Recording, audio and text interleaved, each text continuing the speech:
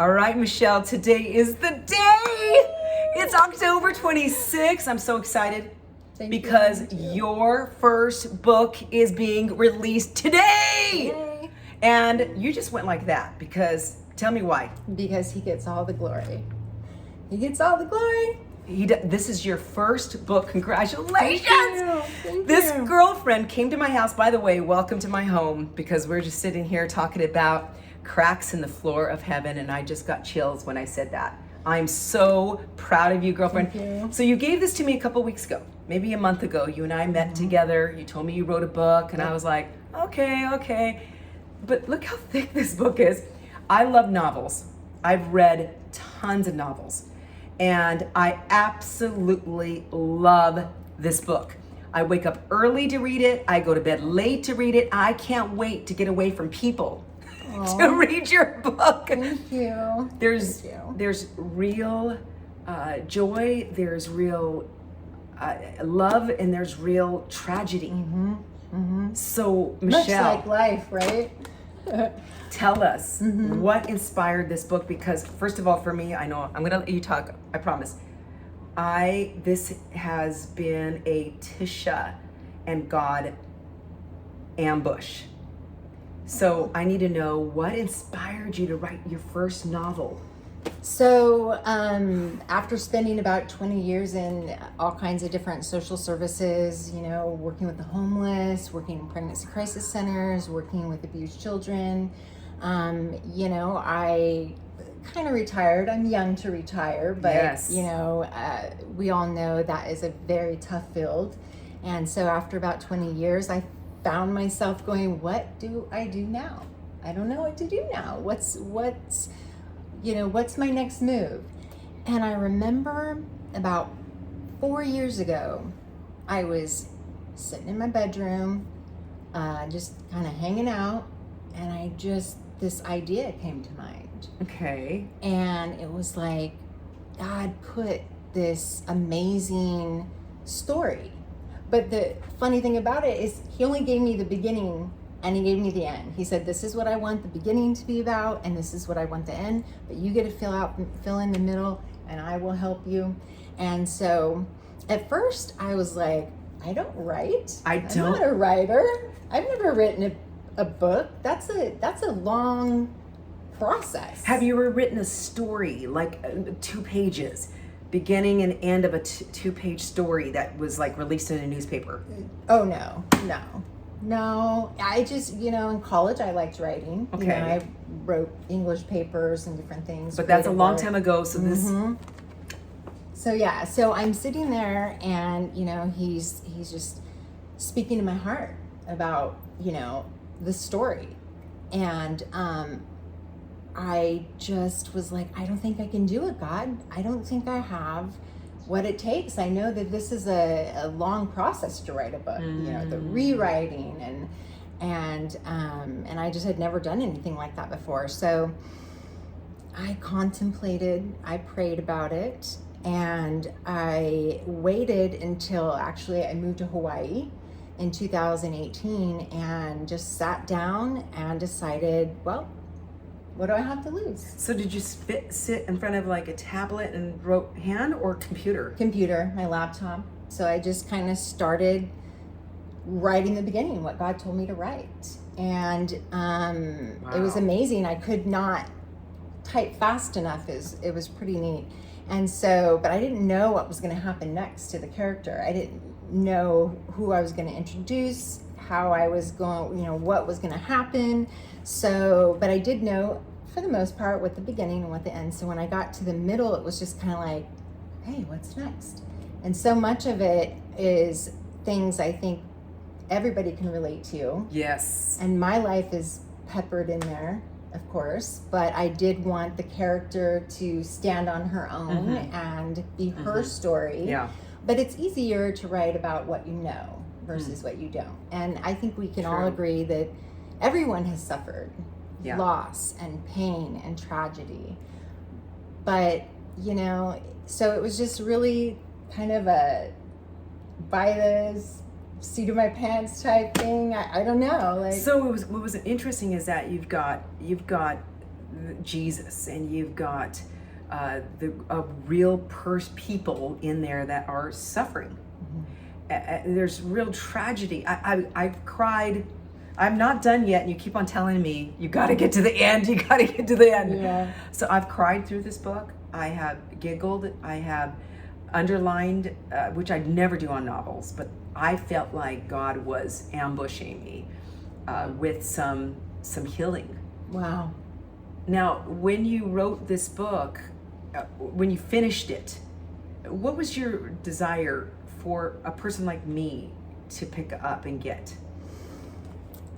I know that you're a believer, Mm. and it is written for both believers and non-believers. So what I want believers to get out of this is that, God is here in the pain. There is purpose, even though we don't see it, and we may not see it until our time on this earth is done. But I want healing to come into people's life. I want to bring light into those dark places where only God can heal. For the unbeliever, I'm hoping that they get to know Jesus, find out who he is and how much he loves us, and that we have a purpose designed especially for us by him, and we have an eternity to look forward to. And I make no bones about it. We're all going somewhere. Yeah. And so for the believers, healing, for people who don't know Jesus, to get to know him in a more intimate way. And turn their life around and turn it to God. Oh my gosh, Michelle. Okay, so I love this book. Tell me a little bit of second book. Is there anything like that going on? Yes, I'm currently writing the sequel to this, and I'm really excited about it. It takes place actually here in Hawaii, which is so fun. And it's about the spirit world and spiritual warfare. Wow. And the battles that happen all around us and that we don't even see, that we're not aware of. Wow. And then there will be a book 3. It'll be a trilogy. What? Yeah. No! Yeah, God's already working on book 3 in my, inside. And so I'm like, okay, hold on a minute. Okay, I gotta tell you, I've read Francine Rivers' books. Those of you who are watching Mark of the Lion, I have read Redeeming Love. I have read all of her books. And then I've also even read Hunger Games. And I pick up your book because you give it to me. I know that you and I were going to hang and do this. I wanted to read a little so I could just kind of understand. And I so congratulate you, Michelle. And if you are a novel reader, I promise you will love this book. Your relationship with Jesus will go skyrocketing. That's my prayer. The way you depicted him. In addition to that, just the pain that the characters walk through, in addition to even the love and the forgiveness and the care and the mercy and the compassion, the way that you painted the picture for me as a reader, I like I said, I was panting to get back. So in addition to that, okay, trilogy, I am so stoked. I want to read it already. Movie? Very possibly. So my publisher, it went to school as a screenwriter. And so him and I have discussed him writing the screenplay for it. Okay. Hopefully maybe this winter, and pitching it as a movie. I know that Christian movies are actually really popular right now. Yeah, and there is true. definitely a market for it. People are facing the mortality right now with what's going on in the world. Sometimes for the first time, really, losing loved ones and really thinking, gosh, what's going to happen to me if I get sick and so forth. So, I'm just here to facilitate, what I've been through. You have. Really, it's about your own experiences and sharing that pain with other people, so that they can relate, because it's easier to relate to someone who's been through something that you've gone through, and to reach them than it is if you haven't. And it challenges me as well to step up and be that person of empathy when you see some of the characters in here, Doris and her husband, the way that they step in and are so caring and empathetic and just really Jesus with skin on. And then you also have some bad characters in there, and you're kind of going, oh my gosh, this is real life, as you said. Okay, so I'm excited about that. You self-published this Initially. Tell us a little bit about that, and then where it's at now. I know it's So I didn't even know what I was going to do with this book once I wrote it. I didn't even really plan to self-publish it. I was just going to make copies and give it to family members. Like, I just didn't know what was in store. Yeah. And so when I went through a book printing company, and you pay a certain amount and they print it out for you, and then people order copies and stuff, and that was great. And it really got great reviews, all 5-star reviews on Amazon. The feedback was wonderful, and I was pressured by the people around me, like, you need to take this further, you need to start contacting publishers. But that's not an easy job. You have to write a query letter, you have to try and get a literary agent, you have to write a synopsis, and so that process was arduous and not my favorite part of the whole thing. Congratulations. But the funny thing about this is that the person that ended up publishing this was the first person I sent the book to. And he loved it, but it wasn't the right time for him. So in between time, I'm sending off like all these letters and in hopes of getting somebody to bite, but and it's so discouraging, let me just tell you, when it's like rejection. So I was just like, okay, whatever. And I was kind of going on with life, not even thinking much about it.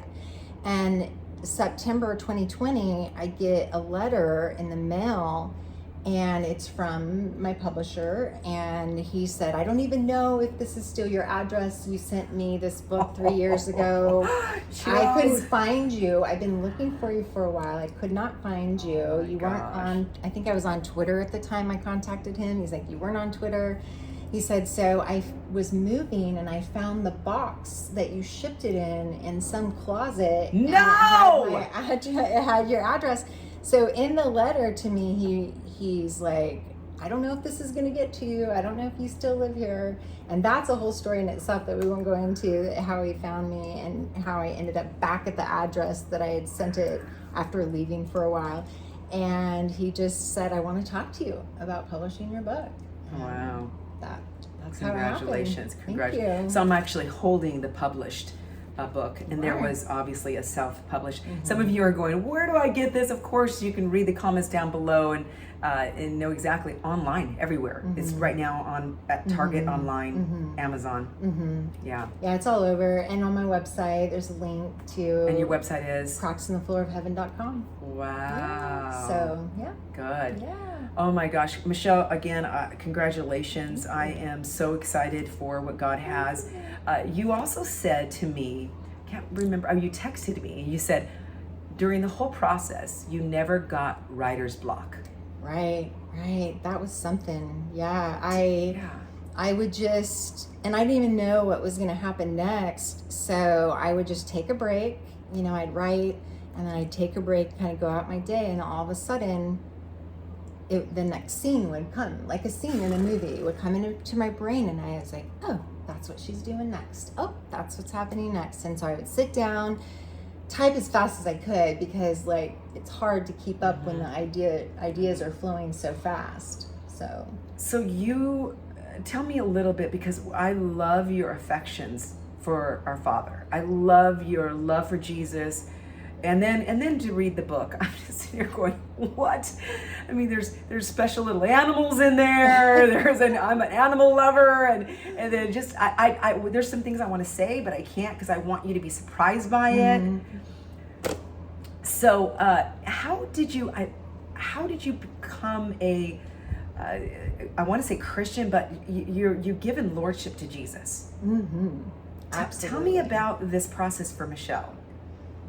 Well, I mean, I went to church camp growing up, and I remember what we see in here. And I remember, maybe being 12 years old and being filled actually with the Holy Spirit in chapel up in the mountains, Heartland Christian Camp. And, you know, my mom raised us in church. I had struggles, though, during that time, during my childhood. There was a lot of similarity between what has happened to the character Alina in the book and what has happened to me. And Wow. I think I just was raised in church, you know. I don't think I've even ever questioned So my faith. did you have dreams like Alina had? No. So this is God giving you, okay, beautiful, beautiful. Yeah, I wanted some of my life to be in it, but I wanted it to belong to the character. Oh my goodness. So it's so good. You get a picture of heaven. You get to see Jesus. You get to see Elena, right? Alina, live in a world that is broken. much like we do now. And then Jesus answer questions that she has about why this tragedy happened, why this brokenness. And I love how you actually confront that, because that would be hard to do. Jesus, why? Mm-hmm. And he actually answers her. Mm-hmm. And I really tried to be as biblical as possible, but use my own imagination as well. I believe that's a gift given to us. Yeah. And I mean, I haven't been to heaven, so I don't know what heaven looks like. Yeah. But True. the Bible has a lot to say about it, and there's even a part about hell in there. I don't think you've gotten to that. I haven't point yet. gotten there yet. But you know, that's a unique thing as well. Is I almost was done with the book, and God said, He said, like, I love that you're writing about heaven, but you'd be doing a disservice if you didn't address hell as well. So she, you know, so how do you write about somewhere you haven't been? You just you read. You read the Bible. You wait for him to download, as he's been doing. Yep. A trilogy for this story, Cracks in the Floor of Heaven. I can only say over and over again, I'm so proud of you. I'm proud that you're my sister. And I need to finish this because I want to go and continue to read because I got to get done. Oh, yes, we do. Oh my gosh, it's on my lap. And we're almost done here. Tell us about this. So this is Breaking Through Cracks in the Floor of Heaven. And when my publisher, when I talked to him and I signed the contract, he was like, you know, I think there's a place for a Bible study workbook to go. Bible study workbook.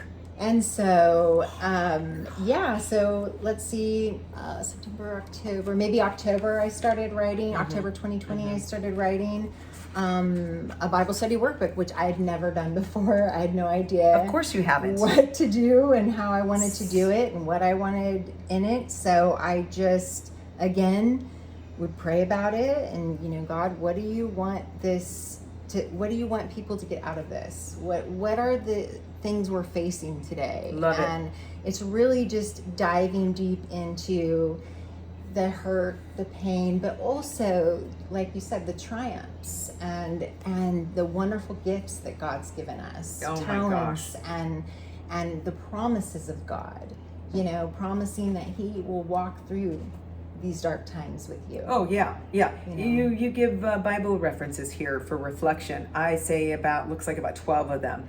One of the first questions, and we're talking about week 1, heaven and earth.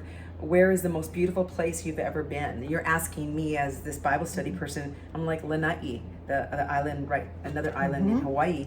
And you asked why it made it so stunning. I said that I love the fog and the green and the beauty. Now you just you peel back to get to the heart of the reader, but the heart of God's kid. So I thank you. I'm doing the Bible study because I love the book, but I also wanted to experience your work and your heart. And so I want to thank you. I want to thank you for being my host. Thank you into God's so presence. For Thank you. having me and for really just, you know, being such a good friend and sister in Christ. Yeah. And I know you've been an inspiration to me. Thank you. I've been to many of your talks. I don't know if people know that you work for the Fish The radio Fish, the station. radio station. Yep. Yeah. Uh-huh. And that you speak at women's, teas and groups, and I just always looked up to you, and I thought, that's her heart, and your love for the Lord and your dedication, and the process of growth that we just find ourselves in constantly. Right? We're never going to hit the level that we are going to be at until that time, because we will lose our keys, we will lose my wallet, I will get a flat tire, somebody will get a little offended because I didn't hug them with both arms, and it's something little like that. Do you know what I mean? And it's true. So I thank you for sharing what you said. I am so in awe of God in you and through you. I can't thank you enough for this book, because personally it has brought some restoration and bringing some restoration. Amen. And who would have ever guessed, other than a novel doing that most times. So thank you. So proud of you, Michelle. Today's the day it is released. Go online, Target, Amazon, any place where you can get a novel. Send it to your friends, and I promise you, you will be calling me and Michelle and going, "You're so right," and with your tear marked face. Get some tissues. I'm telling you that. Congratulations. I love you, girlfriend. We did not practice that. We didn't practice anything. No. Love you, girlfriend. Congratulations.